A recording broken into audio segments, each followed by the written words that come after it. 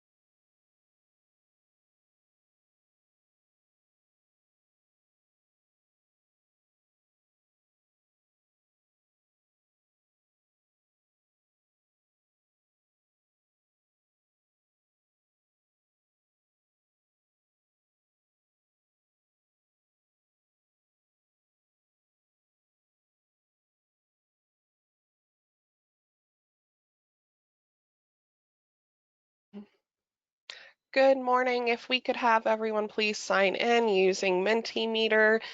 You just need to use a cell phone, computer, tablet, or other internet activated device. Go to www.menti.com and enter the code 1164848.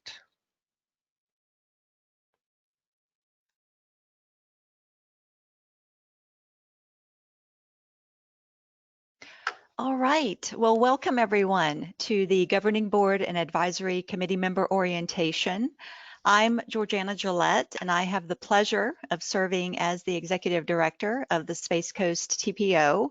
This will be a very high-level orientation, but our goal is to help you better understand and execute your role as a member or an alternate member of the Space Coast TPO. And I know that we do have some new members as well as some existing members.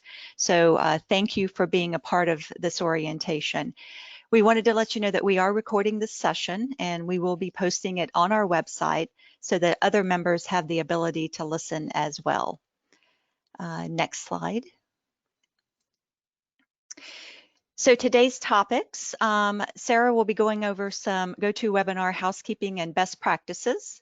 Then I'd like for you to meet the Space Coast TPO staff.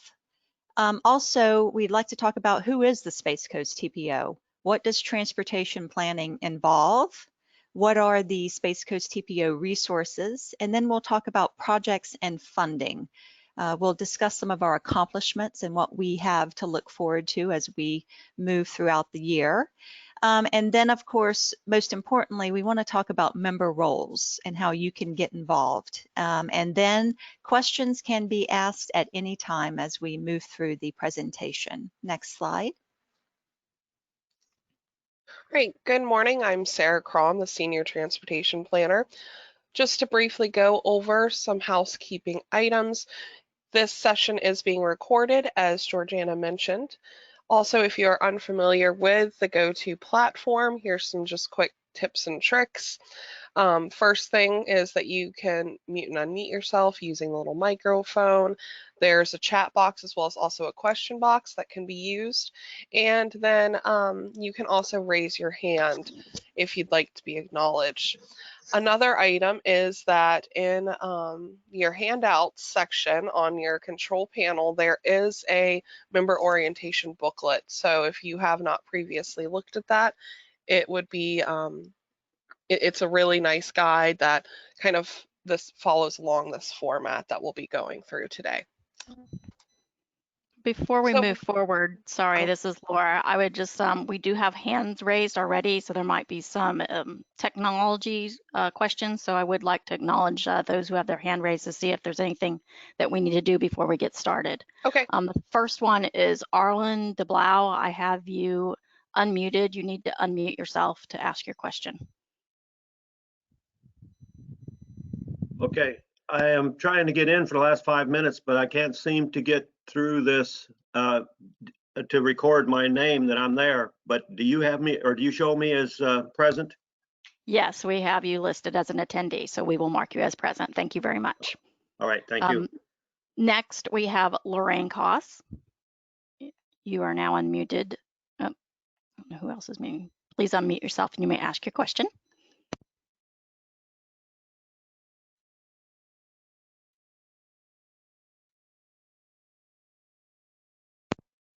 You've not raised, you've taken your hand down, so I'm hoping, Ms. Koss, that your question was answered or you fixed what you needed.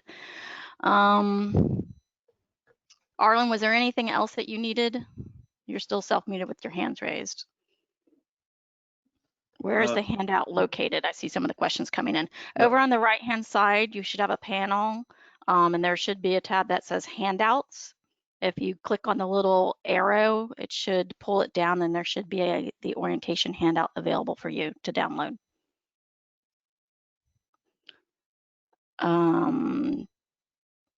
Next question is from Daniel Martoma.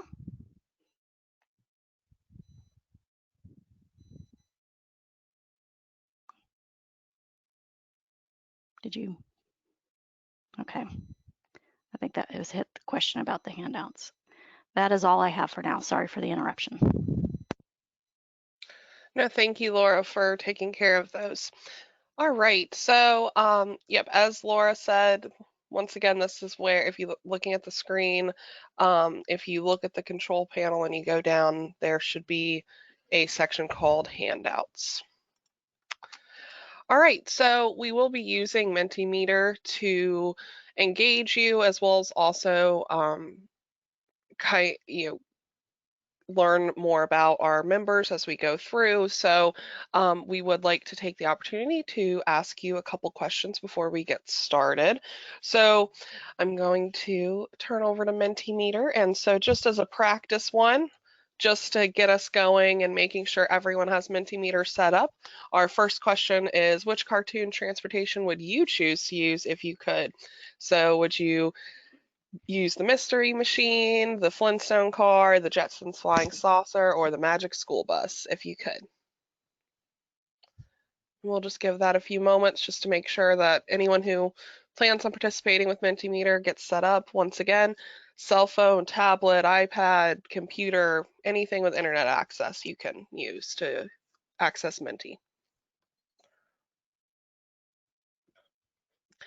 And it looks like for the most part, everyone is set up. So we're going to move into our real questions. And I guess apparently the Jetsons Flying Saucer was the most popular, which, you know, the Space Coast, that would make sense. All right, moving into, which committee board do you serve on? So which committee or board are you from?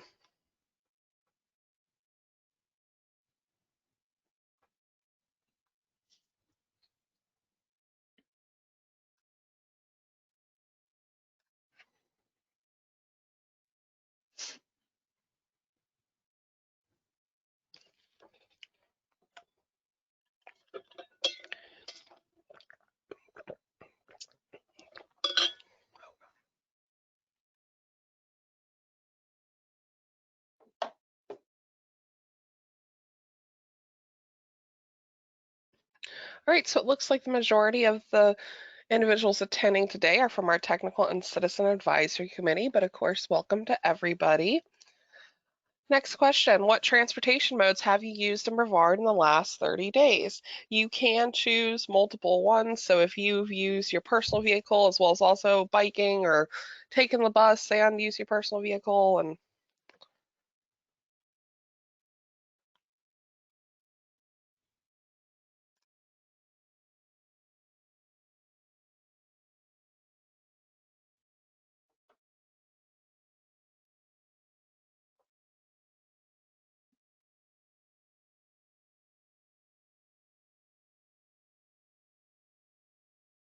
Right, so it looks like for the most part, we have been walking and using our personal vehicle.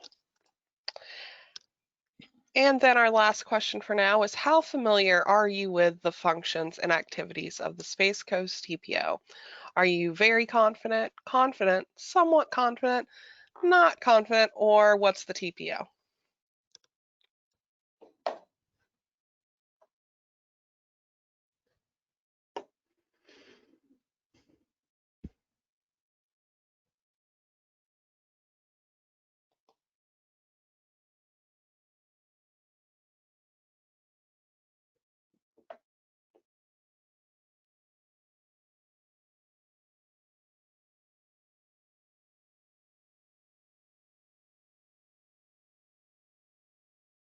Okay, I don't know what was happening with my screen there, but so for the most part, people are confident and somewhat confident, and luckily we had no one ask what's the Space Coast TPO, so I think we are good.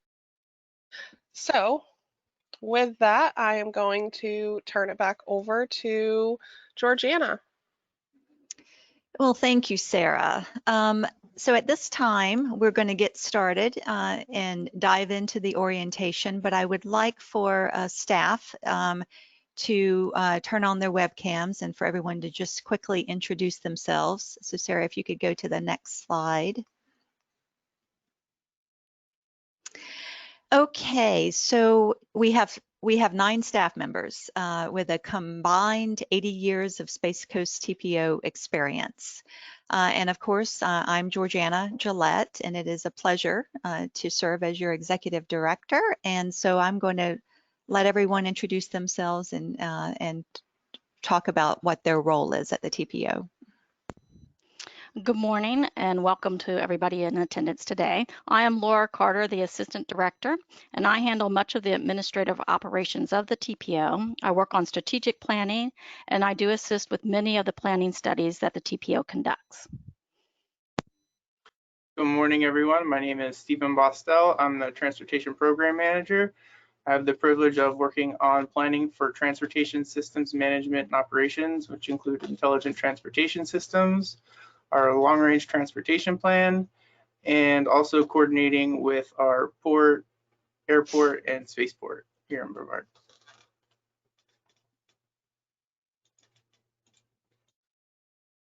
Good morning, I'm Chelsea. I'm the GIS Transportation Analyst at the Space Coast TPO, and I oversee the traffic counts program, state of the system report, and manage any mapping and spatial analysis for projects. Good morning, I'm Sarah Crom. I'm the Senior Transportation Planner.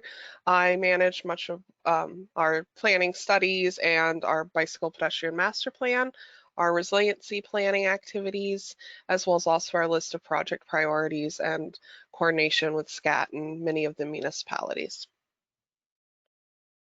Good morning, my name is Kim Smith. I'm the Education and Safety Coordinator for the TPO. I handle our educational outreach programs, our school-based programs, and I am also the Vision Zero Project Manager.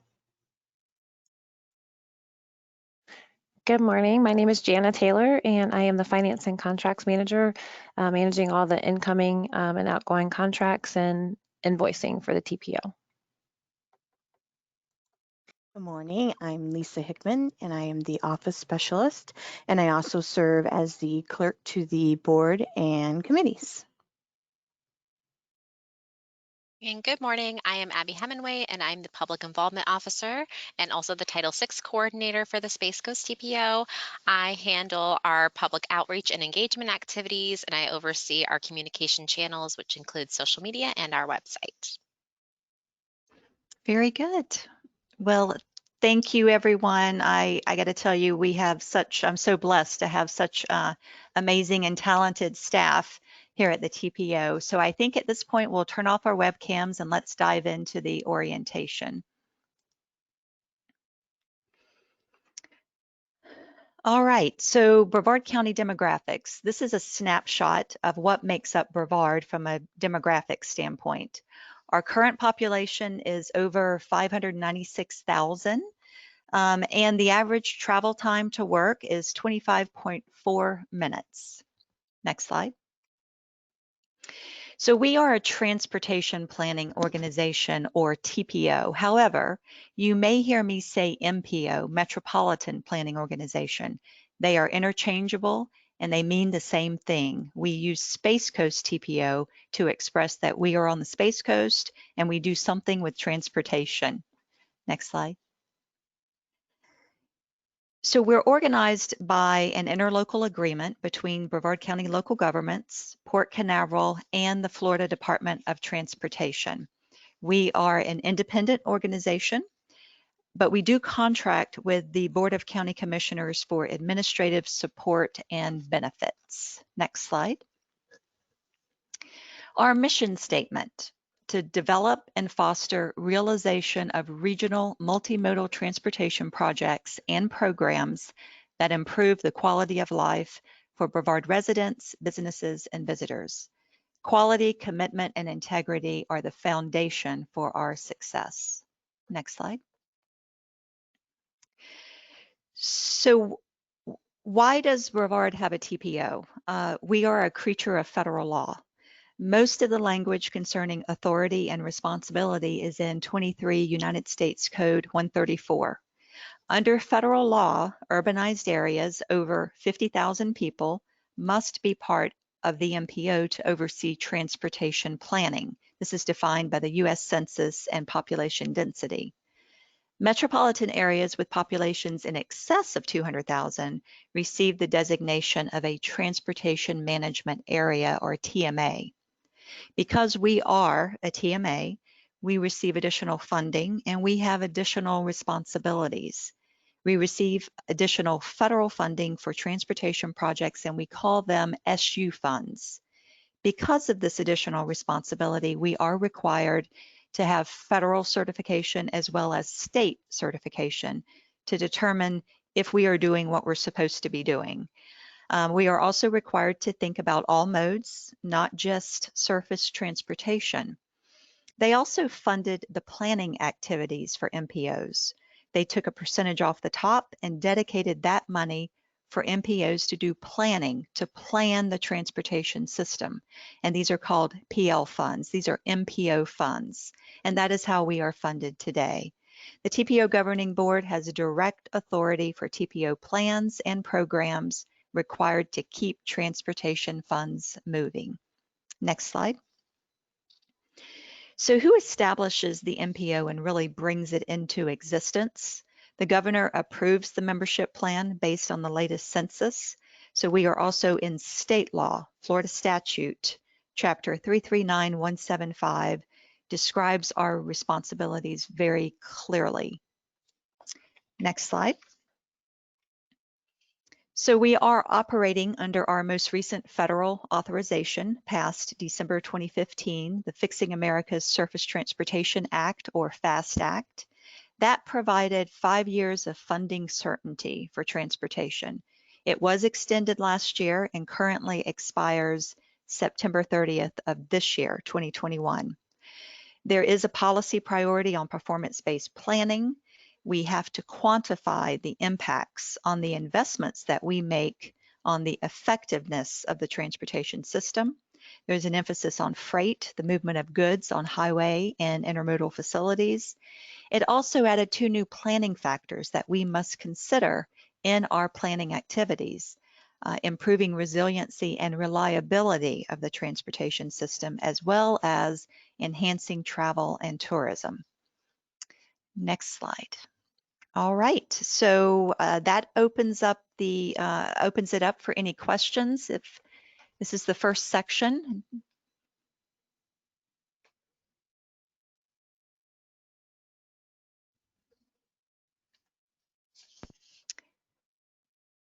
I don't see anything popping up at the moment. All right, we can keep moving then.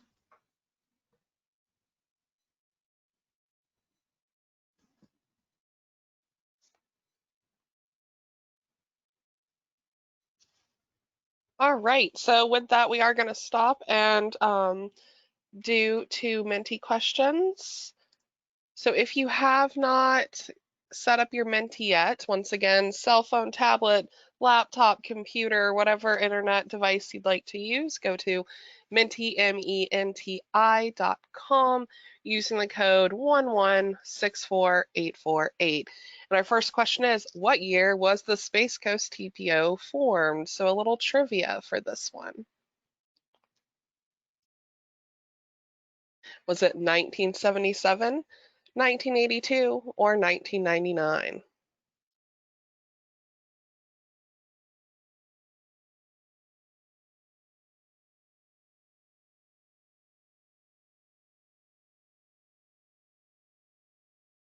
All right, and the correct answer is 1977.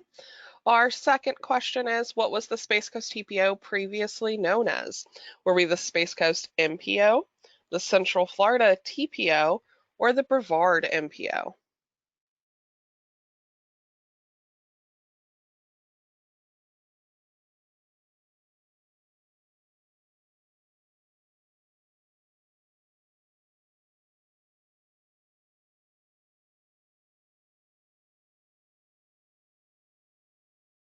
All right, very good. We were the Brevard MPO. And with that, I will turn it back over to Georgiana. Thank you, Sarah.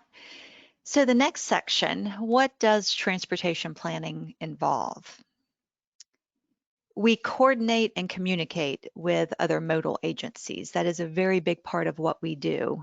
It's also important that we review other agencies' plans and programs to see how it might affect our transportation system. So things to consider in your role. We're very unique. We most likely have more transportation resources than any area its size in the US. The influence of each mode transcends jurisdictional boundaries. An example would be the growth of the port leads to the need for the beach line to be widened. Someone needs to be looking at the big picture, coordinating and planning among the modes. Because at the end of the day, we know that roads don't stop at the city limits or the county line, and the user really doesn't care who owns the road. They just want to get to where they're going safely and in a reasonable, dependable time. So it's critical that we view transportation holistically and that we talk to each other about how to improve it. And the TPO is the forum where those discussions can occur. Next slide. So this is the relationship of some of our core products. The long-range transportation plan is really the vision for the future. You know, what do we want to be when we grow up? It lays out strategic investments over a 25-year period. It provides the framework for choosing cost-feasible transportation projects for the project priority list that is adopted every year. And when a project receives funding in the DOT's work program, then it's added to the TPO's Transportation Improvement Program. And at the bottom is the Unified Planning Work Program, which is our business plan, and it shows how much is being budgeted for TPO activities. So we're going to go into each one of these core products in more detail. Next slide. Thank you, Georgiana. This is Laura Carter. I'll be reviewing a couple of the core products in the beginning here. First of all, as mentioned, the Unified Planning Work Program is the TPO's version of a budget. We refer to it as our program-based budget. It describes the activities and studies that the TPO will be conducting over the next 2-year period. Our federal highway planning and transit funds that we receive are included in the UPWP that reflect which programs the funds will be expended on and are the funding source used to support the TPO staff.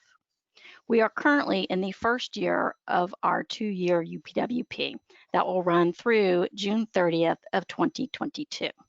Next slide. The other two core products, the LRTP and the TIP, are part of the products listed in the UPWP. This first one, the LRTP, Long Range Transportation Plan, as Georgiana mentioned, is the most important planning document developed by the TPO. This is where you and the community set our vision for how the transportation system will be developed over the next 20 years. Policies are also included in this document, and it is updated every 5 years. Our current long-range transportation plan is the 2045 plan and was adopted this past September in 2020. The projects listed in the plan are cost feasible, and the TPO may not fund any project with federal funds if it is not listed in the long-range transportation plan. Next slide. With the LRTP in hand, annually, local agencies and municipalities are requested to submit projects that they would like to have considered for funding. These projects are approved by the TPO and its committees and are known as our project priorities. Only projects eligible for federal and state funds may be submitted, and as mentioned, must be included in the long-range transportation plan first. After we approve them, the Florida Department of Transportation will take our priorities, and those projects lucky enough to receive funding will then be included in the annual Transportation Improvement Program, our final core product. We have just begun the annual solicitation for project priorities this year, and coming in July, an updated priority list will be presented to the board and its committees for approval. Next slide. Georgiana will now go over and summarize the Transportation Improvement Program. Thanks, Laura. You know, this is really the development of the project priority list and the development of the TIP is probably the most important TPO annual action, because it is really where the planning meets the money. And that's what it's really about, bringing funding for these important projects into Brevard County for economic development and safety. The goal is to move projects from concept to construction, and it can be a very complex process. The funds are categorical with many rules. And so it is, again, it is probably one of the most important things the TPO does from an action standpoint. Next slide. The Transportation Improvement Program lists each transportation project by phase to be implemented over the next 5 years. And these are projects that are funded in the DOT's work program and must be performance-based. You must describe how the projects in your Transportation Improvement Program are meeting the performance goals for safety, etc. Federal and state law require that the TIP be consistent with the long-range transportation plan, as Laura mentioned, and the TIP should be consistent with the FDOT work program, local comprehensive plans, and the plans of local modal agencies such as seaports, airports, and transit agencies. Next slide. In our most recent TIP for fiscal year 21 through 25, there is $964 million in state, federal, and local matching funds coming into Brevard County. Some of the projects are from our project priorities. Some of the funding is for other modal agencies here in Brevard County. Some funding is for bridge and road maintenance. The point is that this document keeps the money flowing, and it is real money on real projects, and this is good for Brevard County. Next slide. Hello, this is Abby Hemingway, and I'm just going to briefly talk about our public participation plan. This plan lays a blueprint for our public engagement activities. It's adopted every 3 years, and it really outlines the different engagement tools and strategies that we use to involve our citizens in the transportation planning process. It also outlines the different public comment periods there are for plans and programs and offers opportunities to our public citizens in helping them to get more involved. So we've discussed some of our core products. Now let's review some of the resources that we have in our toolbox that helps develop project priorities and transportation planning decisions. We must monitor conditions to identify problems. You know, we have to know where the problems are. One of the key data sources used for much of the monitoring comes from traffic counts. Each year, the TPO collects traffic counts at approximately 500 locations. They're stored and uploaded to the TPO's online interactive traffic count program. We have a crash database program, and now we have a Vision Zero safety dashboard. We monitor roadways and other data sets on an annual basis, and this monitoring is documented in the TPO's annual State of the System report and annual safety report. So corridors are to be monitored for all users and modes, not just for capacity needs. Next slide. Here are other resources and plans that have been developed that helps to inform transportation decisions and investments. Most recently, our Vision Zero Action Plan was adopted in October of last year.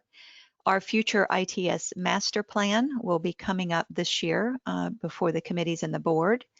And we are under development for our resiliency master plan, which is the first plan like this for us, and it is currently under development. Okay, next slide.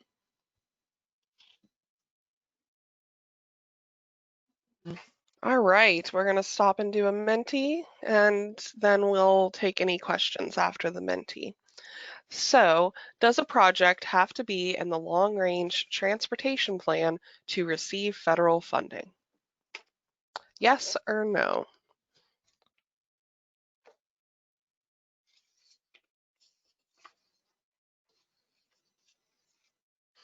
All right, that is correct. One of the first things that we check when we receive a project during our annual call for projects is if the project is included in the long-range transportation plan. And with that, we will take any questions.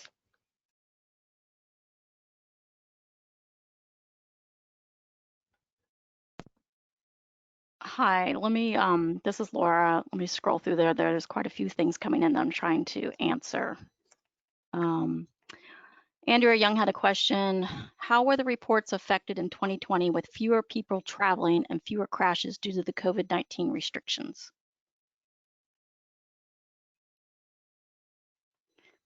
I guess I can answer that real quick for you, Ms. Young. I can tell you that the counts that we're taking for last year, we're just now processing, but on average, we were seeing a reduction of anywhere from 15 to 25% or more on different corridors. The crash information is just now coming in, and we'll have more information in later this year on how that's actually occurring. Will the counts affect future funding? At this point in time, I don't believe that that will happen because we had a slump back in 2008, 2009, took many years to recover from that economic downturn, and counts did go down there in that time frame, but that is yet to be seen. Another question is, how does one add projects to the LRTP in between the 5 years? Very good question. Stephen or Georgiana, do you want to handle that one, or you want me to answer? I can try to answer that. Well, that is a very good question. To add a project to the long range plan, it will require a long range plan amendment. And so the first question that we need to find out is what type of need is it for adding the project. And something else that we do have to consider is that the long range plan has to be cost feasible. So all of the funding that we can reasonably count on over the 25-year period is already allocated. So it is possible that another project may have to come out if we're talking about a major capacity project or a bridge replacement. So it really depends on the type of project, the nature of the project. It could be a really big deal, or it could be something that we could easily do just, if it's a project that has been reflected in one of our master plans. So I hope that answers the question a little bit. Georgiana or Laura, can I go back to Ms. Young's question about crashes and give a little bit of information? Certainly. Sure. Okay. Yeah, I just wanted to let her know that as reported by our FDOT District 5 through a community traffic safety team meeting, what they've been seeing in the district, and I think it holds true here in Brevard County as well, is that actual crash numbers are down, but crash rates are up. So that means percentage wise, they're higher. The other troubling trend was that the rate of serious and fatal injuries was also up because, and the theory there is with the lower traffic counts, you have higher speeds, which leads to more severe accidents, crashes, excuse me.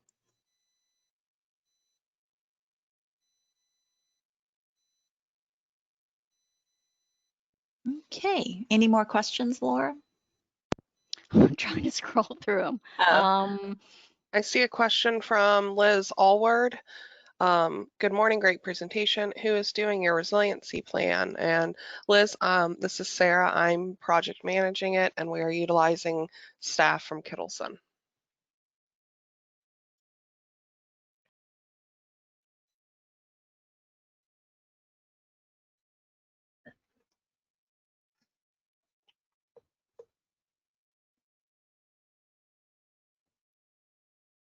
All I think right. we're good for now. Okay, we will keep moving forward. So the next section is planning plus funding equals projects. Next slide.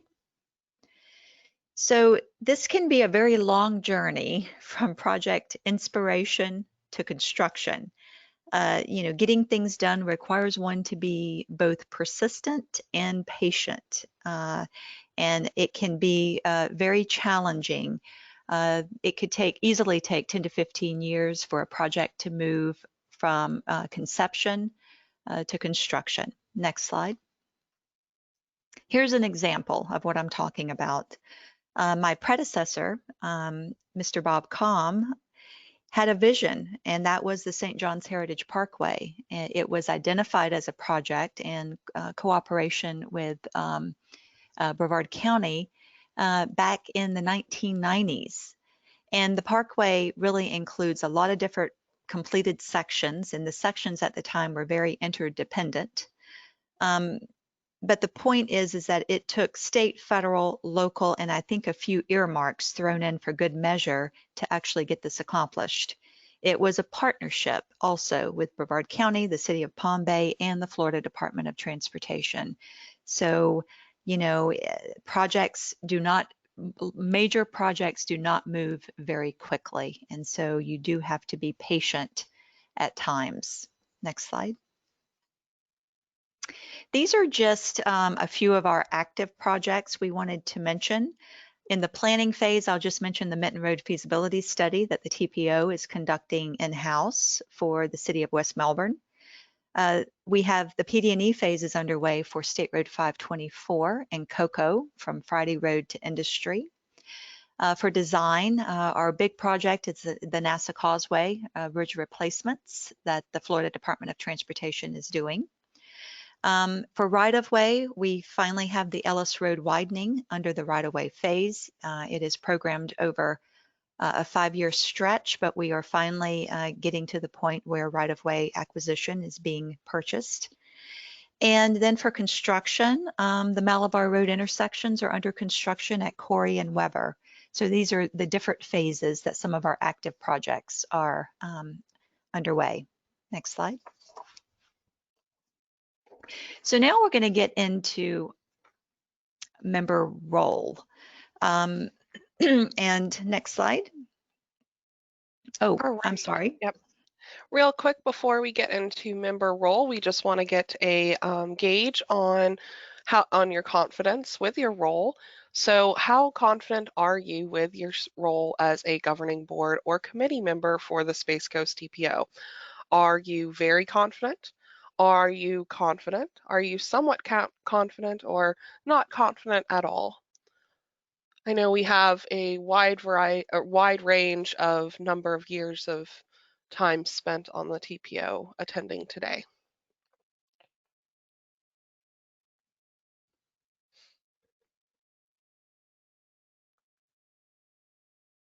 All right, well, we're mostly sitting in kind of the confident, somewhat confident area, and hopefully by the end of today, you'll feel more confident. All right. Thank you, Sarah. Organizationally, we have 5 advisory committees to the TPO Governing Board, and we're going to discuss each one in more detail. Sunshine Law applies to all committees and board members.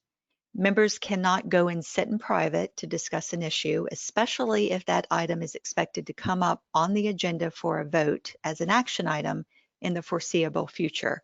That is prohibited, so just be careful with that. Committee members are not under sunshine in talking with their board members, and board members can certainly have conversations at their council and commission meetings about things that happen at the TPO Governing Board meeting. Next slide. So Governing Board responsibilities. The TPO Governing Board's responsibility is to determine transportation policy, develop transportation plans, and mutually agree on state and federally funded projects to improve regional mobility for the entire county. You are responsible for the big picture framework of transportation decisions. You're required to make very specific planning and programming decisions. That's where your formal authority is so critical. In order to make informed judgments, the TPO board members should consider the impact of their decisions from a variety of perspectives. Board members should depend on their advisory committees, TPO staff, and the public to make them aware of the implications of the decisions they are asked to make. It is the job of the TPO board to sift through all of the input and to understand the varying perspectives prior to making an informed decision. You know, something to think about. What is best for the whole metropolitan area, not just my area? What will the impact be on our community? Is there some other way we can do this? What is the most cost-effective way? You know, you as a board member have an opportunity to really make a really long-lasting impact by serving on the TPO board. But remember, this is a continuing process. But for our board members, who runs the TPO? It's you. You are in charge, and we are here to handle the day-to-day operations. Next slide. 2 years ago, our governing board adopted a strategic plan, a 3-year guiding document. And the plan has 5 emphasis areas to focus our efforts: safety, linking transportation with land use, sustainability and resiliency, and innovation. And they are all tied to the 2045 long-range transportation goals. And this really tells me where we need to focus our efforts and where the investment should be made. Each area has a goal, strategies, tactics, and performance measures. Next slide. Just some of the logistics for the governing board. 19 elected officials representing local jurisdictions and agencies. It includes all 5 of the county commissioners. Alternates, all members may have an alternate, but must be another elected official from the same jurisdiction or agency. Of course, the county commissioners do not have an alternate. We have a chair, vice chair, secretary, and assistant secretary. Election of officers are usually held in December or the first meeting of the new year, and we will be having our election of all of our officers at the February meeting. That'll be our first meeting of the year. And all positions are for 1 year or until a new election is held. Next slide. We typically have 9 meetings a year. We do not meet in January, June, or August. Meetings are on the 2nd Thursday of the month. They begin at 2 p.m. Per our last survey to the board members on what time would be best for everyone. And they will last up to 2 hours. We are working really hard to shoot for like an hour and a half. We want to have as many things under consent as possible and make them very productive governing board meetings. 10 members make up a quorum, and the agenda packages are transmitted no less than 1 week in advance of the meeting. Next slide. Our executive committee meets on an as-needed basis and takes a deeper dive into any policies or procedures that can occur at a regular board meeting. They also conduct the performance evaluation of the executive director. They are advisory only. Membership is the chair, vice chair, and secretary, and up to 2 at-large members. Next slide. Now let's talk about the technical advisory committee responsibilities. TAC members are appointed and represented by our modal agencies and local governments with specific expertise. You are selected to provide technical input from your professional view. The primary role of any committee member is to provide the TPO board with input to use when making transportation decisions. This may include technical analysis or specialized knowledge on a particular subject or on projects that are ongoing in a specific area. So typically we have city managers, planners, public works directors, port agencies, as well as environmental representation really makes up our technical committee. You can have a strong opinion about a topic, but it is, the question is it your personal opinion or your professional opinion? Because that's why you're here. You're representing your agency. Next slide. Membership is 26 members, 13 of which must be municipal representatives. Notification of appointment letter from the certifying entity to the executive director, and that must be approved by the TPO governing board. All members may have one alternate appointed. If both the member and the alternate attend the same meeting, only the member may participate in the debate and vote on the items. Officers are chair and vice chair, and we will be holding the elections in February. Next slide. Again, 9 meetings. It begins at 9:30 a.m. and it is held the Monday prior to the governing board meeting, pending holidays that falls on Monday. Due to COVID-19, currently the TAC-CAC are meeting separately. We have always had the two committees meet together, and we felt like they really do well together and they feed off each other. But we are hoping that we will return to meeting in conjunction with the CAC when appropriate. But for now, we are meeting separately. 10 members make up a quorum. And again, the agenda package will get to you or transmitted to you no less than 1 week in advance of the meeting. Citizens advisory committees. The CAC is the exact opposite. You are here to give your opinion. The state requirement is that we have representation from the entire geographic area. So we would like to have minorities, elderly, and other groups that may not be adequately represented, that they should be considered. We want different input so that our citizens are giving us different perspectives. The CAC is made up of citizens who are interested in transportation issues and appointed by local jurisdictions. So yes, the governing board members are making the decisions, but it's your responsibility to review and evaluate transportation-related issues and make recommendations to the TPO board. Your input is a very important part of our public involvement process. Next slide. Membership, 24 members, broad representation. Again, all members must have one alternate. And we have a chair and a vice chair, and we will be holding elections in February. And they begin at 1:30 p.m., will last up to 2.5 hours. Our committee meetings usually last considerably longer than the TPO governing board meetings. And again, we are going to try, when it's safe to do so, for the TAC and CAC to meet together.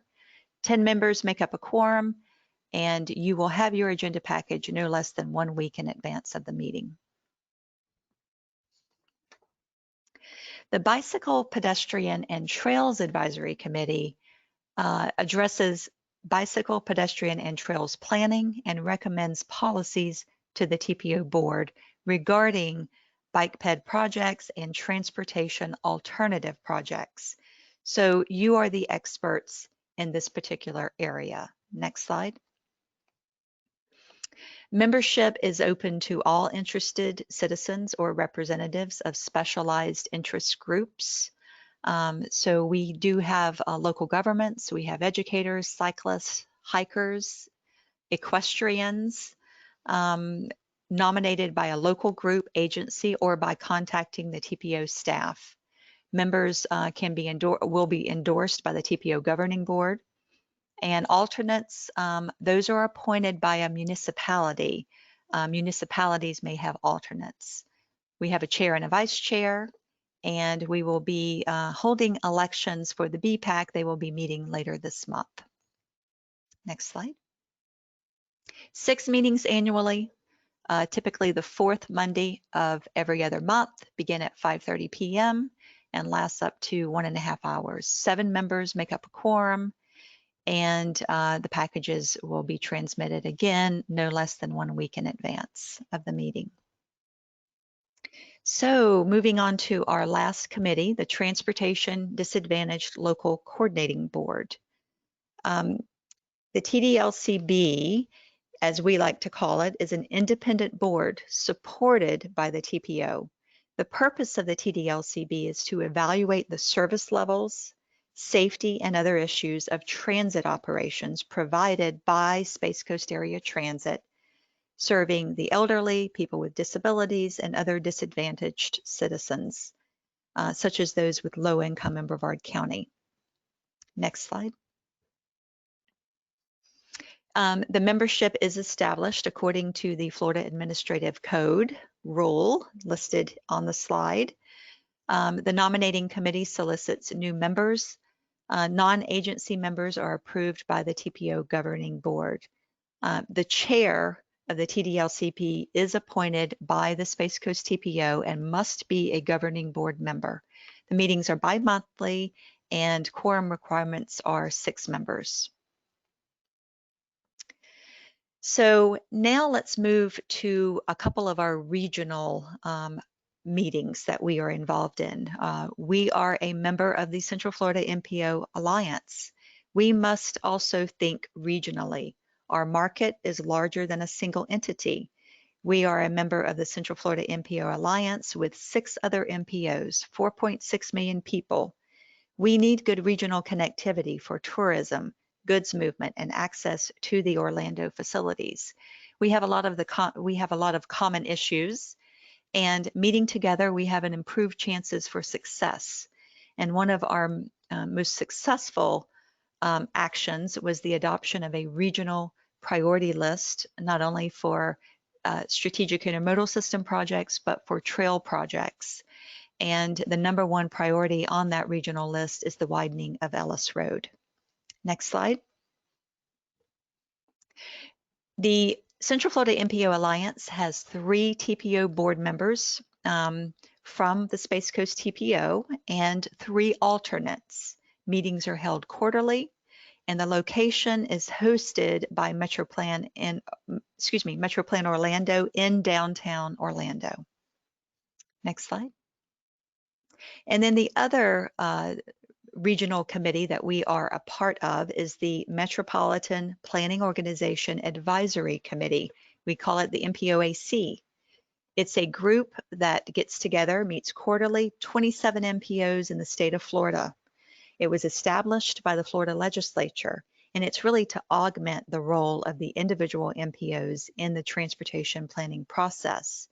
The MPOAC is very helpful in assisting to carry out the urbanized area planning process by serving as the principal forum for a collective policy discussion. We also have Federal Highway Administration and the Florida Department of Transportation at the table as part of these meetings. For the MPOAC Governing Board, we have 1 Space Coast TPO member and 1 alternate. And of course, we have an MPOAC Staff Directors Committee. Next slide. And so finally, that brings us to TPO staff role. The TPO staff, we enact the decisions made by the TPO board. We are here to prepare documents, foster interagency coordination. We are having conversations with the FDOT, FHWA, municipal staff, modal and transit agencies. We communicate and coordinate with all agencies. We engage consultants for certain studies and expertise, and we ensure that we're getting public input because at the end of the day, the citizens have a stake in it. Our job is to try and give you all the information that you need so that you can make decisions. We all have a perspective and not everyone agrees, but it's up to you to take this information and make the best decisions for the greater good. And sometimes that can be hard. So next slide. All right, and I think Lisa is going to go over some general member information. Thank you, Georgiana. So I'm going to review some helpful member information. We ask that you review the agenda package prior to the meeting. Take notes so that you can be prepared for the meeting. When you come to the meeting, if you could sign in, this is how we keep track of our attendance. If you cannot attend, it is your responsibility to contact your alternate.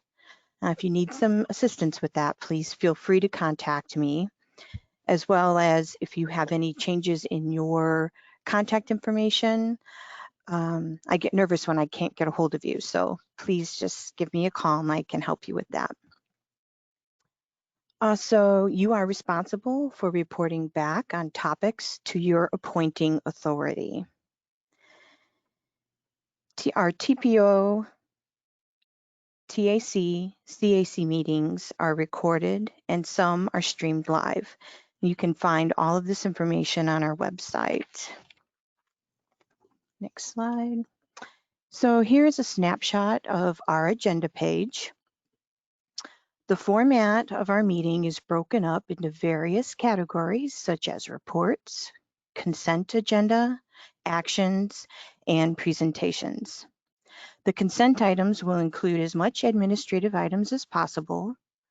Any consent item can be pulled for further discussion. Next slide. And this is a snapshot of our item sheet, which has some helpful information in regards to the item being discussed. So on the left corner there, you'll see the staff contact for more information or questions in regards to the item being discussed there. And next to that on the right is the strategic plan emphasis area, which supports our strategic plan. And in the middle, you'll see the requested action, which is what is being asked of you to do. And below that is our attachments, which is all the supporting material for this item. So this here, you'll see it's also a screenshot of our website, our homepage, pardon me. And our agendas are distributed via email and by snail mail. But you can go to our website, to our homepage there, and on the bottom right-hand corner, you'll see the current agenda / minutes. That will hold all of our current agendas. And you can click on there and you can pull up just the agenda page or the entire agenda package. And as always, please feel free to contact me if you have any questions in regards to the agenda. Thank you. And Abby?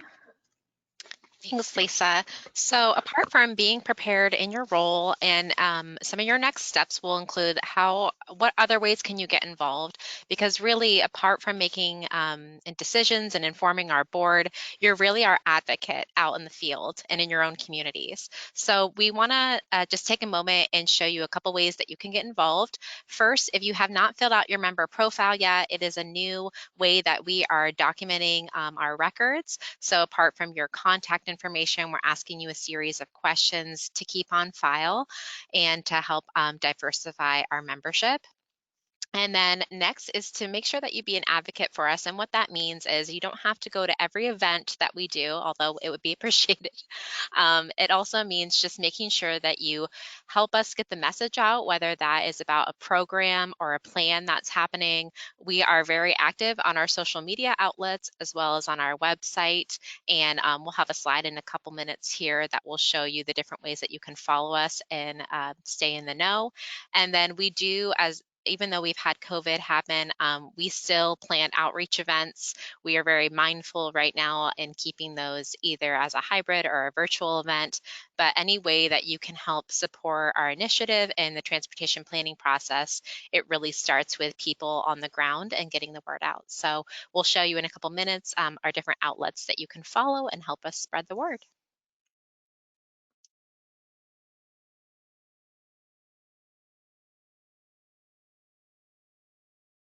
Thank you, Abby. So, Laura, any questions? I've been answering them as they've come up. So Okay, at this point, great. if someone wants to type fast, we can get that question answered for you. I know we're running out of time, but definitely I would love to hear questions that may be coming in. Well, while we have questions that come in, why don't we move on to our last 4 Mentimeter questions so that we Yes. tag team this. All right, so our last 4. We are discussing the continuing to have these kind of transportation talks, and so if we were to continue to do that, what transportation topics would you like to learn more about? You should be able to choose up to 3, and it's technology/TISMO, resiliency, safety, trails, data and GIS, FHWA requirements, FDOT partnerships. They just moved on me, so transit, and just let us know, what topics are you interested in hearing more about?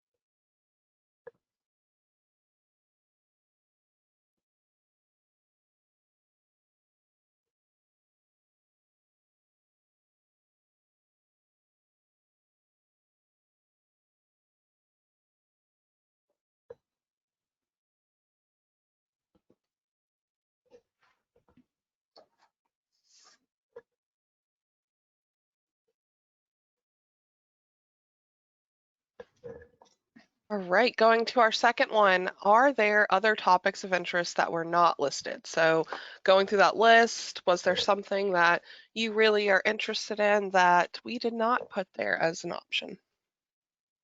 Did we miss something, either today or on that list?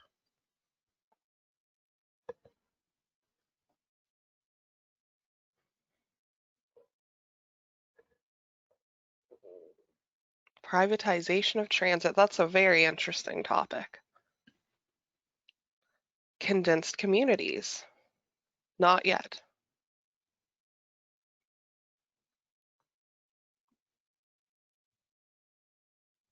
Just going to give it a couple more minutes. Oh, there we go.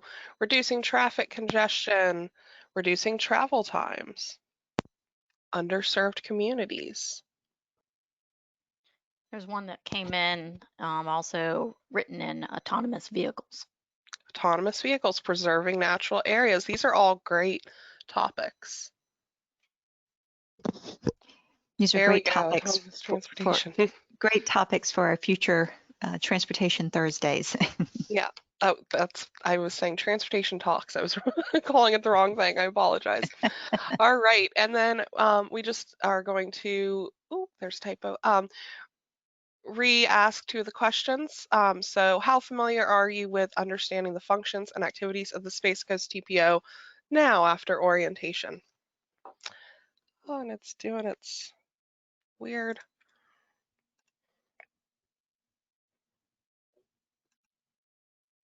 There we go.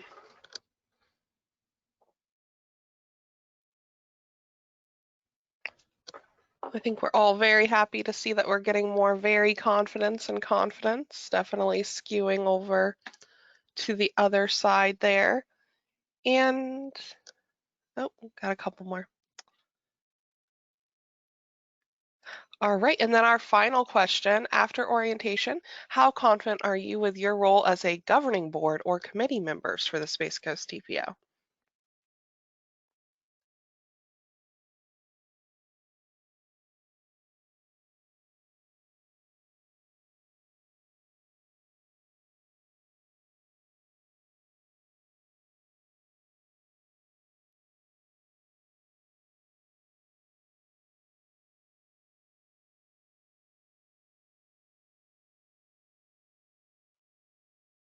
Definitely seems like we have increased our confidence. So thank you all for working through Menti with us, and I will turn it back over to Laura and Georgiana for the rest of the presentation and any other questions. So just looking forward, just to close, we have a few things that you will be hearing about coming up this year. Final recommendations for the Minton Road feasibility study, the adoption of the ITS master plan. Our annual traffic counts report will be published June of this year. And of course, adoption of our project priorities and transportation improvement program in July.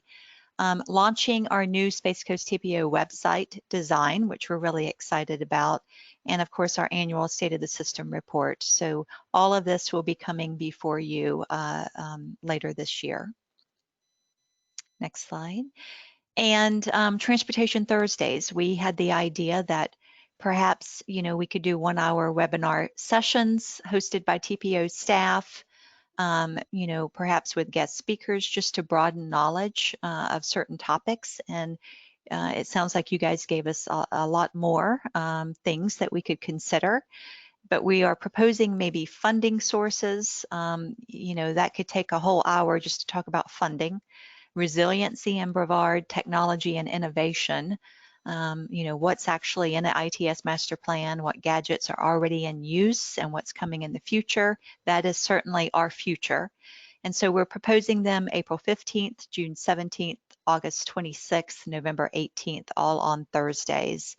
And we're open to any more suggestions that you may have. Next slide. And I just want to end by saying, you know, we really appreciate your time. For our governing board members, I will be talking more in February. There is the MPOAC Institute online training. It is a very deep dive into MPOs, and I know that several of you have already participated in that, but we will go into more information about that at the February meeting. But you will learn anything. It's a much deeper dive into MPOs. And again, this, unfortunately, due to time, this is a very high level orientation. But we just want you to know that we are here for you. For any questions, please contact staff.